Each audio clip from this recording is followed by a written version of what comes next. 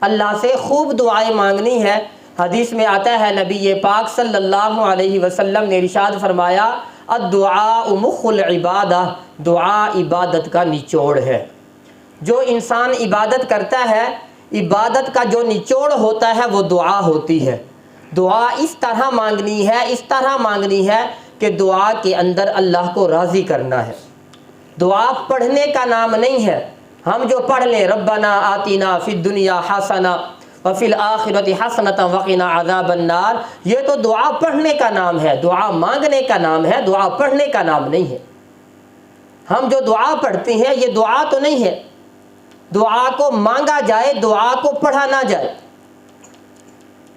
قرآن کے اندر ہے، اللہ رب ذوالجلال فرماتے ہیں ادعونی استجب لکم، تم مجھ سے مانگو میں عطا کروں گا۔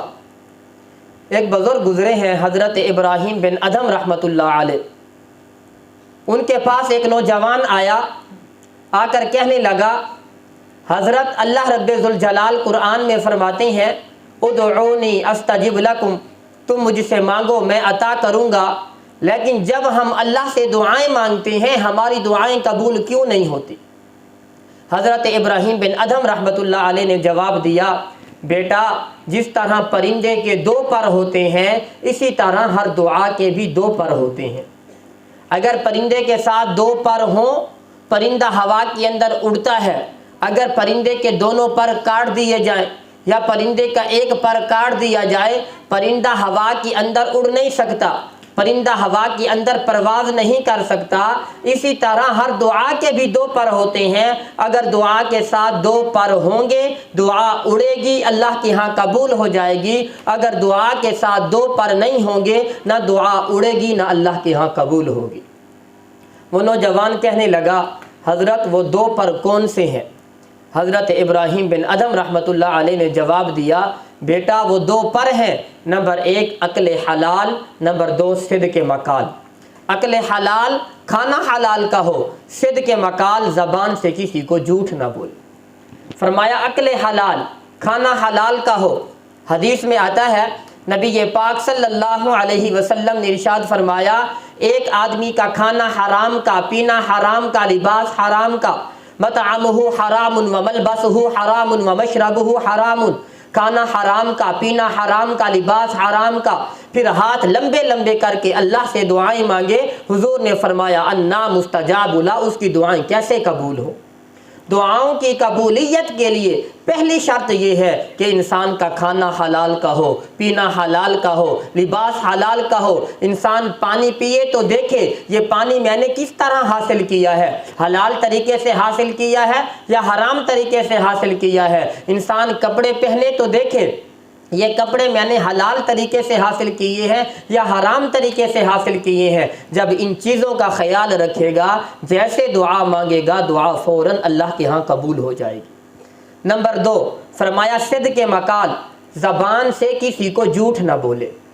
حدیث میں آتا ہے نبی پاک صلی اللہ علیہ وسلم نے ارشاد فرمایا بلکہ اللہ کے نبی صحابہ کی مجلس میں بیٹھے تھے، ارد گرد صحابہ کی جماعت تھی، ایک صحابی کھڑے ہو کر کہنے لگے یا رسول اللہ صلی اللہ علیہ وسلم فدا کا ابی و امی، میرے ماں باپ آپ پر قربان ہو جائیں، میں ایک بات پوچھنا چاہتا ہوں۔ اللہ کے محبوب صلی اللہ علیہ وسلم نے ارشاد فرمایا اے میرے صحابی بتا کیا پوچھنا چاہتا ہے؟ وہ صحابی کہتا ہے اے اللہ کے محبوب میں پوچھنا یہ چاہتا ہوں کیا مسلمان بزدل ہو سکتا ہے؟ اللہ کے نبی صلی اللہ علیہ وسلم نے فرمایا اے میرے صحابی سارے مسلمان بہادر نہیں ہوتے، کچھ بزدل ہوتے ہیں، کچھ بہادر ہوتے ہیں۔ صحابی بیٹھ گیا، تھوڑی دیر کے بعد پھر کھڑا ہوا، کہنے لگا اے اللہ کے محبوب فدا کا ابی و امی، میرے ماں باپ آپ پر قربان ہو جائیں، ایک اور سوال پوچھنا چاہتا ہوں۔ اللہ کے نبی صلی اللہ علیہ وسلم نے فرمایا اے میرے صحابی بتا کیا پوچھنا چاہتا ہے؟ وہ صحابی کہنے لگا اے اللہ کے محبوب میں پوچھنا یہ چاہتا ہوں کیا مسلمان کنجوس ہو سکتا ہے؟ نبی پاک صلی اللہ علیہ وسلم نے فرمایا اے میرے صحابی ہو سکتا ہے، کیونکہ بعض مسلمان کنجوس ہوتے ہیں، بعض سخی ہوتے ہیں، سارے مسلمان سخی نہیں ہوتے اور سارے مسلمان کنجوس بھی نہیں ہوتے، بعض سخی ہوتے ہیں بعض کنجوس ہوتے ہیں۔ صحابی بیٹھ گیا، تھوڑی دیر کے بعد پھر کھڑا ہوا، کہنے لگا اے اللہ کے محبوب فدا کا ابی و امی، میرے ماں باپ آپ پر قربان ہو جائیں، میں ایک آخری بات پوچھنا چاہتا ہوں۔ نبی پاک صلی اللہ علیہ وسلم نے فرمایا اے میرے صحابی بتا کیا پوچھنا چاہتا ہے؟ وہ صحابی کہنے لگا اے اللہ کے محبوب میں پوچھنا یہ چاہتا ہوں کیا مسلمان جھوٹ بول سکتا ہے؟ اللہ کے نبی صلی اللہ علیہ وسلم نے فرمایا اے میرے صحابی ہو مسلمان جھوٹ بولے یہ نہیں ہو سکتا، مسلمان کی شان ہی نہیں ہے کہ مسلمان جھوٹ بولے۔